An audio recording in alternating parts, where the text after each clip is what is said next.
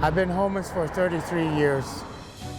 Ahead on Frontiers, life on the street is full of heartaches and hardships. Yet for the first time in years, why some feel hope for the homeless.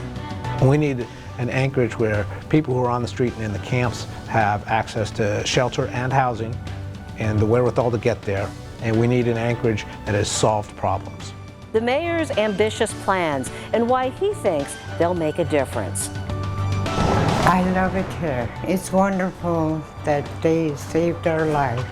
Lucy and Roger, chronic alcoholics living in a homeless camp. Their story about how they've now turned their lives around.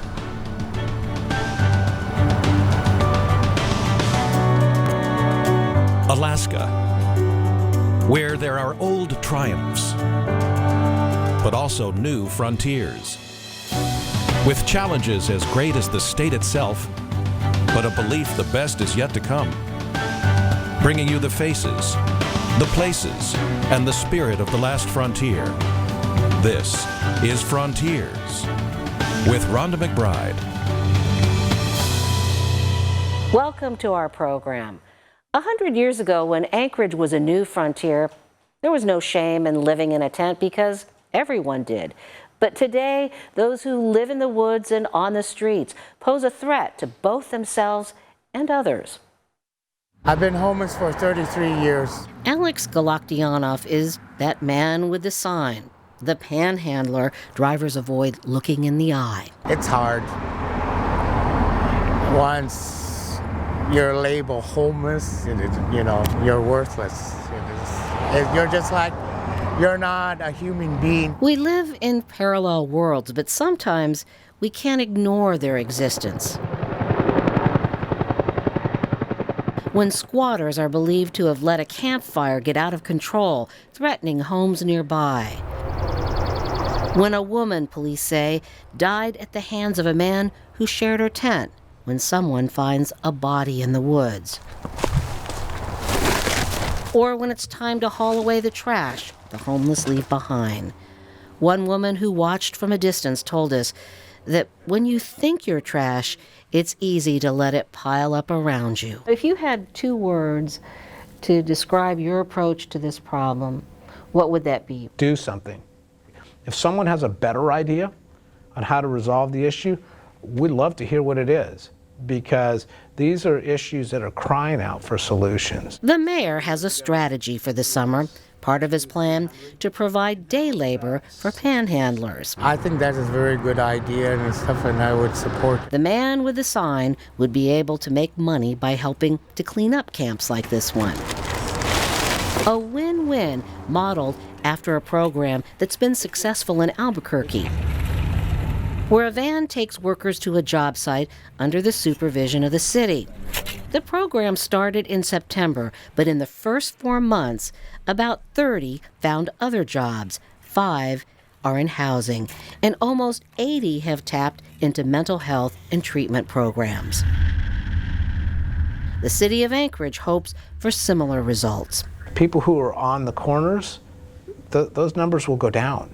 And I think that's a tangible benefit, because there's there's a cost to the psyche of the municipality when you see people on corners panhandling, when you see people who are obviously destitute and in need of assistance. We have the capacity to do better. Have you gotten to know any of the homeless? Sure. There's profound conversations that I've had. Folks who say we want to get a job, but it's really hard to get a job when you have to wear all your clothes and there's no place to store them and there's no place to take a shower. The man holding the sign agrees. Once you say you're homeless, your interview is over. Alex Galaktianov says rejection sometimes fuels more drinking. So what if the homeless use their money from cleaning up camps to buy more alcohol? This is also one of the tensions we have in a free society, is that we can make suggestions to people as to how they ought to spend their cash, but it's their cash. When you talk to people in Anchorage, you always feel this tension, this desire to help, but this fear of enabling people. Mm-hmm. How do you strike that balance?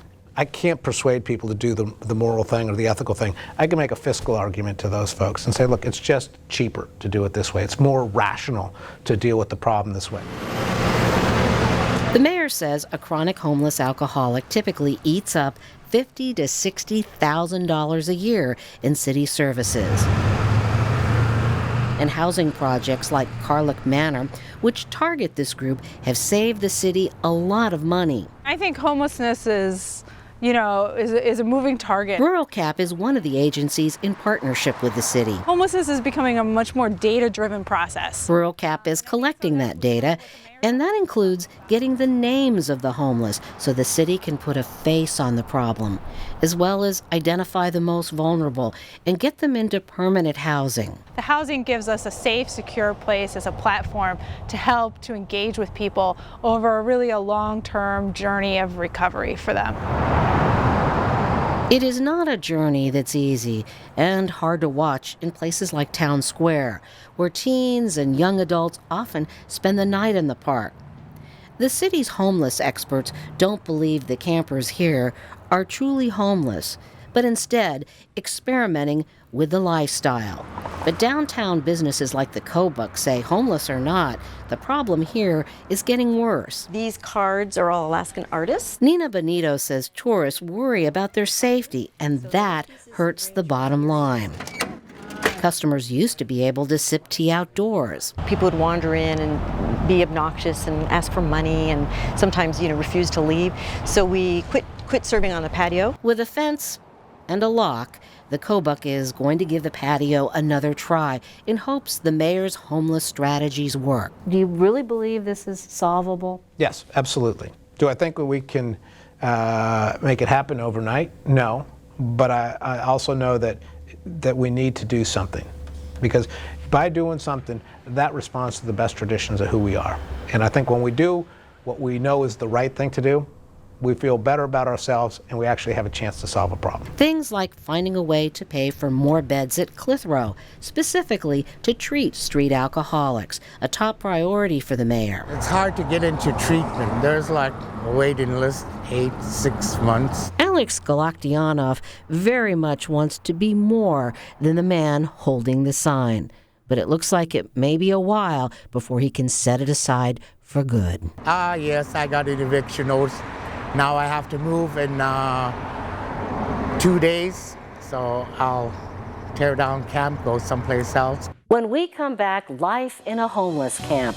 Roger and Lucy were chased by bears, lost many friends to alcohol, how they got off the streets and under a roof. And more specifics on the mayor's plans. We'll hear from Nancy Burke, and who is the city's homeless coordinator, and Captain Bill Miller from the Anchorage Police Department. Why it is much more complicated than we realize to help the homeless. I just want cremation. Cremation specialist in Alaska. Can I have a service before cremation? Our staff is committed to serving your needs. I just want something basic. The simpler, the better. Specializing in simple cremations. Whatever your reasons are for choosing cremation, call Cremation Society of Alaska, 277-2777, or in the Valley, 373-8627, and on the web at alaskacremation.com. Hi, I'm Randy Richards here at Wasilla Dodge. 41 years in Alaska with 12 years living in Bush, Alaska, I understand the challenges of shopping over the phone and computer. That's why Wasilla Dodge is making shopping for a new or pre-owned vehicle easier than ever. Wasilla Dodge has hundreds of vehicles online at wasilladodge.com. You can view our inventory, fill out an easy online credit app, and call me, Randy Richards, and I'll even help coordinate the shipping. Save big right now on a new vehicle at wasilladodge.com. Join Shiloh Community Development for its free 3-day annual conference and pre-Juneteenth celebration, June 3rd through the 5th. Activities include a panel discussion on race, moderated by Judge Larry Card, minority business and health fair at the Sears Mall, workshops on health, education, economics, and justice, STEM projects for the kids, a community reception, and more. Visit scdialaska.org or call 770-9835 for more information. All my life I've been in the outdoors. I remember being a kid when I was 12 years old, studying water temperatures off New Zealand to see if that was going to turn into a tropical storm, which will turn into a hurricane, and what way is the jet stream going to push it out in the Pacific? Does that mean Southern California is going to get monster waves? I was a windsurfer, and I had to study the weather when I was in my early 20s doing my windsurfing. And I realized I've been practicing this all my life, and finally I got smart, and I realized this is what you'll do.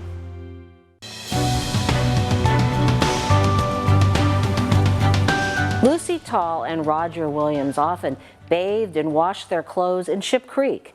They were alcoholics known as frequent flyers, heavy users of sleep-off centers and emergency rooms who lived in the woods downtown. But since they moved to Sitka Place, part of Rural Cap's Safe Harbor program, all of that has changed. We love our rooms. We love our place. This is my humble house. Gone are the nights of sleeping on the ground.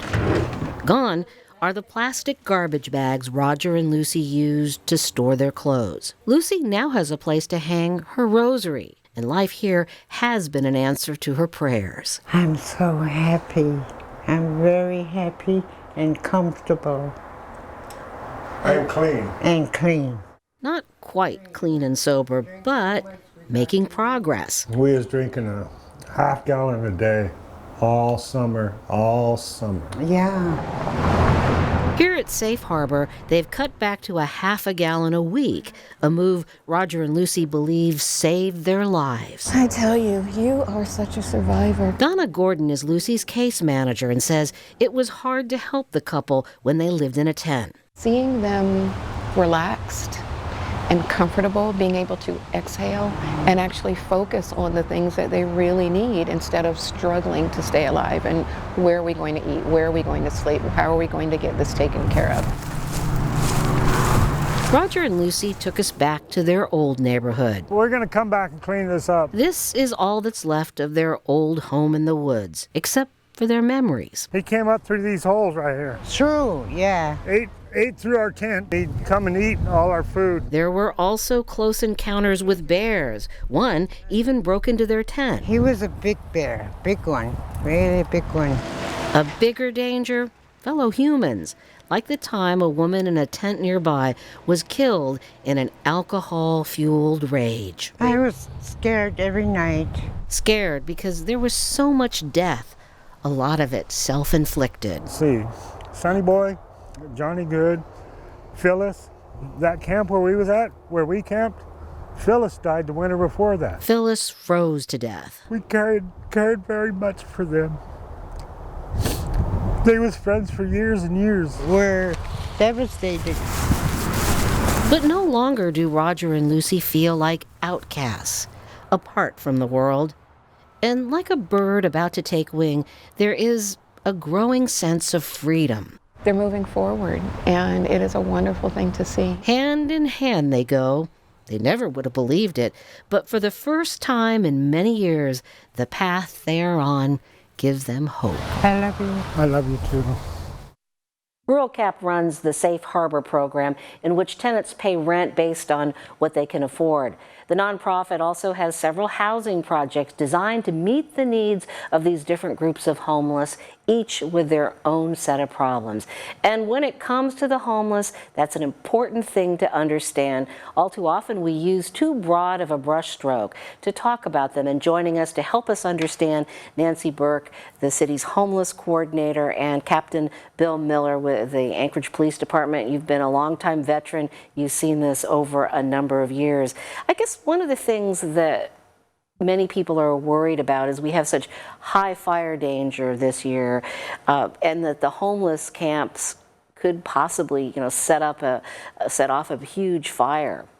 Sure, I know the Anchorage Police Department and the fire department in particular are worried about it. The latest example was the Campbell Creek fire that we had, I think it was about midweek of last week.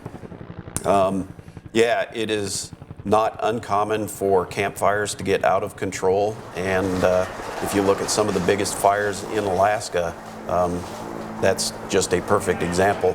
It would be a disaster if it happened in Anchorage, either like on the hillside, either on the hillside or along the eastern edge of town.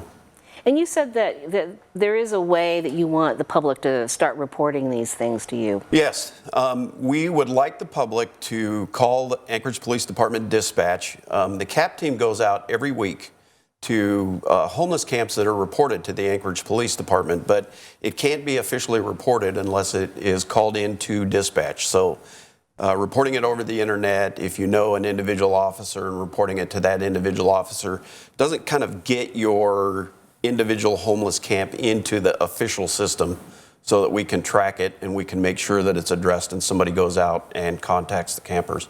Well, it sounds like with the mayor's plan, what there really is a process to try to get a true handle on what's going on. And some people have said that because of this, they feel hope for the first time that we might make some headway. Do you agree? Yes, and starting with the camps, we're also improving on the municipality side how the camps are reported and organized so that we can dispatch more resources to clean camps and to help neighbors who are interacting with the homeless. In addition to that, we're really looking at formulas that other communities have used in terms of housing, access to services, and then opportunities to regain economic stability. And that's what Utah used to see a 91% reduction in their homelessness. That's a pretty big number there. Well, one of the things, you know, there are some immediate goals, and one of those that's very, very interesting is the day labor plan to get the homeless to clean up camps, as well as activities for them, and more, as you said, more outreach and assessment. You know, the day labor one has people worried because they wonder if folks are going to have more expendable income and go out and buy more alcohol with it. So the key to the program, I think, was highlighted very well in the video clip, that accessing the services needed to maintain stability is a large component of that program. And I would say that people are receiving money from the community right now. And one of the benefits that we see from people who are in housing is that a case manager or someone who can help them make healthier choices helps us succeed, all of us succeed, because they can plan to be in an apartment, they can plan to spend their money on rent, rather than in the networks that are existing on the street now where money is used for other things. Well, Bill, are all the people out there panhandling necessarily homeless? No, we've run across a certain segment of the population who actually have support from family, apartments of their own. A certain portion of people just like to go out. It's like camping. They don't like the structure of being in an apartment. They don't like the fact that they have to be quiet and they can't drink and they can't party and they can't have all their friends over. And so the camps offer a certain freedom that some people just like. And so they'll go out and party and drink for a bit and then go back and stay in their apartments. Some people have been kicked out by their families and told, you know, if you can't follow these rules, then don't come back. And so, you know, in that sense, they do have some place where they can go. They just don't want to fit into the parameters that are being given to them. Well, Albuquerque tried the day labor program. So what do you think, you know, might result from that? Do you think that we could see similar results?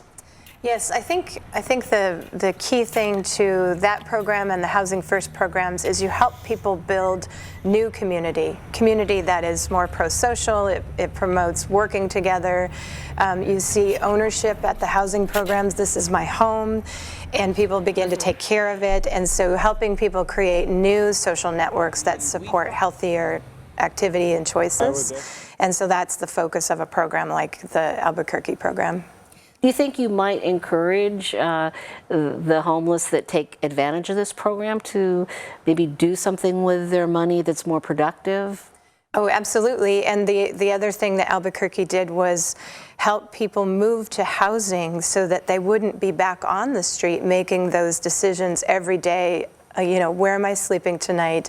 The chaos of homelessness drives people to, a lot of people's report it drives them to drink. And so, you know, having housing at the end of it to help them transition out of that lifestyle is what we'll target. Well, it's really hard to get a handle on the number of homeless, because if you talk to people in the streets, they will tell you, you know, local community members, they will tell you that they just think that there's a lot more homeless. And you know, and you talk to even the providers, they really don't know. It's hard to get a number. And you know, this number that we have up here, You know, what kind of a snapshot is it? Is it the complete picture? I think this number is an indicator of some areas where we've had success. We've been very successful in housing veterans, thanks to the federal government's push for those individuals and families. So I believe that our total homeless number is down. I think the reason citizens are reporting more homelessness is that it is more visible. We had an earlier spring and the leaves didn't come out, so you see more camps. And the Capt team has been very effective in engaging people to move from camps, so we're seeing them on the streets more. So I believe one portion of homelessness is more visible now, but overall we are making gains. So what do the police learn when they interact with people on the streets, like say Town Square? I mean, that is becoming a real problem. It is, and what we try and figure out is what is the root of the problem, whether it's a camp or Town Square, and then figure out how we're going to address that. Really, if it's a crime, which is primarily what the Anchorage Police Department is concerned with, are criminal acts. We focus on victims. How do we make somebody less likely of a victim? We focus on suspects. We're very good at that. We put suspects, bad guys, in jail. But these folks that are hanging out at Town Square, you know, police have told us they don't believe that the bulk of those people sleeping there are homeless. Right. And so that's the problem for the Anchorage Police Department, is when you have somebody who's not engaged in criminal behavior, then the tools that we have at our disposal to solve a problem are really pretty limited.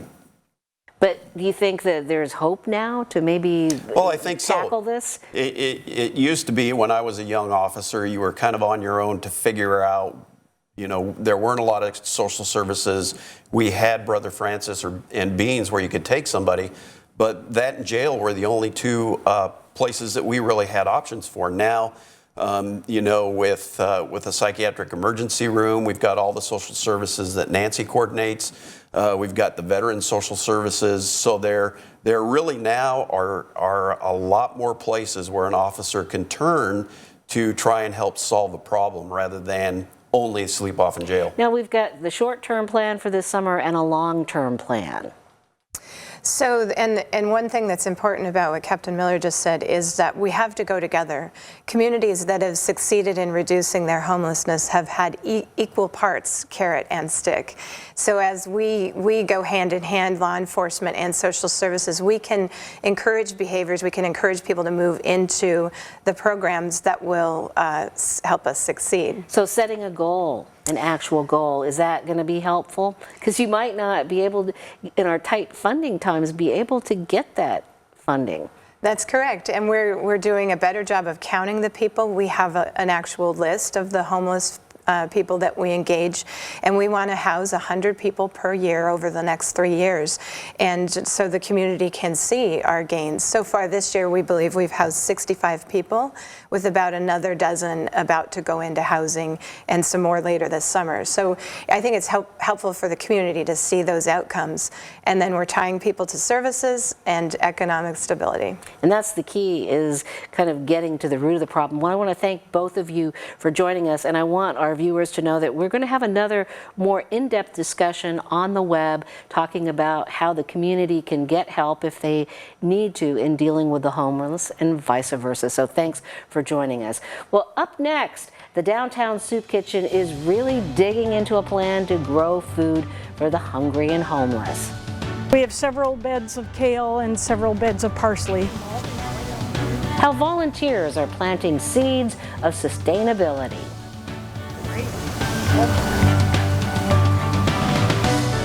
To be an anchor is to stay in one place. But don't tell that to KTVA 11 anchor Emily Carlson. For Emily, journalism isn't a desk job. Because to understand Alaska, you've got to embrace it. Every corner, every season. Because an anchor gets rusty unless it keeps moving. Emily Carlson at KTVA 11 News. Be there.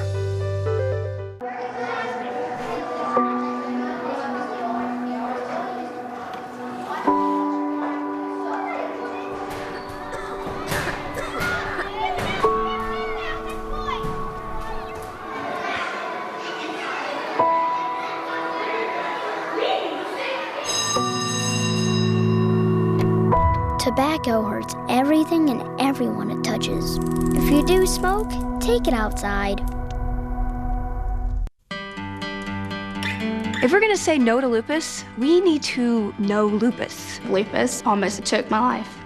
No. No. No. No. No. No. No lupus. No lupus. Because there is something we can do. Each of us. All of us. There is hope. We just have to get involved. I haven't given up. I challenge you to know lupus. Go to lupus.org/no. There is hope. I thought I was the only person who didn't know how to drink appropriately. Alcohol was a best friend for years, and eventually it stopped doing that. I just knew I had to quit. I needed to be there for my children. My day one was May 22nd. My day one was... Day one for me. My day one. My day one. Day one. My day one was September 29th, 2009.